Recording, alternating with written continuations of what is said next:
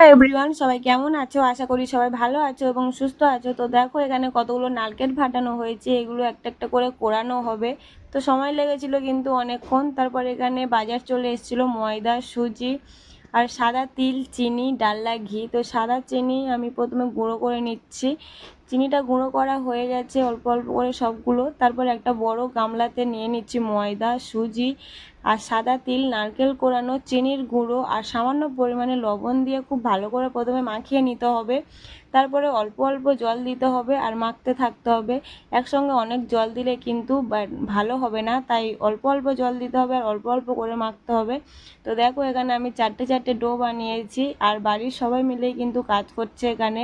আর এটা হচ্ছে আমার মাসি শাশুড়ি আর দিদি শাশুড়ি। মাসি শাশুড়ি কিন্তু ছুরির সাহায্যে প্রথমে ছোট ছোট টুকরো করে দিচ্ছিল, তারপরে আবার হাত দিয়ে ছোট ছোট করে কেটে দিচ্ছিল, আর দিদি শাশুড়ি সেগুলো হাত দিয়ে গোল গোল করে নিচ্ছিল।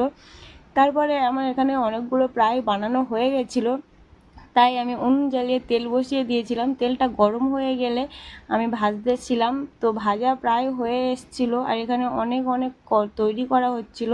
তো ভিডিওটা কিন্তু অনেক দিন আগেকার ভিডিও, যেহেতু লক্ষ্মী পুজোর সময় ভিডিওটা করা হয়েছিল, আজ থেকে 6 থেকে 7 মাস আগেকার ভিডিও। তো সবাই একটু বলবে কেমন হয়েছে আর নাড়ুগুলো ঠিক দেখতে কেমন হয়েছে আর খেতে তো কেমন হবে অবশ্যই কমেন্টে জানাবে। তো কিন্তু অবশ্যই খুব ভালো হয়েছিল। আর এখানে আমার মাসি শাশুড়ি, দিদি শাশুড়ি আর আমাদের বাড়ির জন্য সবার জন্যই কিন্তু বানানো হচ্ছিল। তো দেখো কতগুলো বানানো হয়েছে, প্রায় 1 গামলা হয়েছিল। তো ভিডিওটা কেমন লাগলো অবশ্যই সবাই কমেন্টে জানিয়ে দেবে।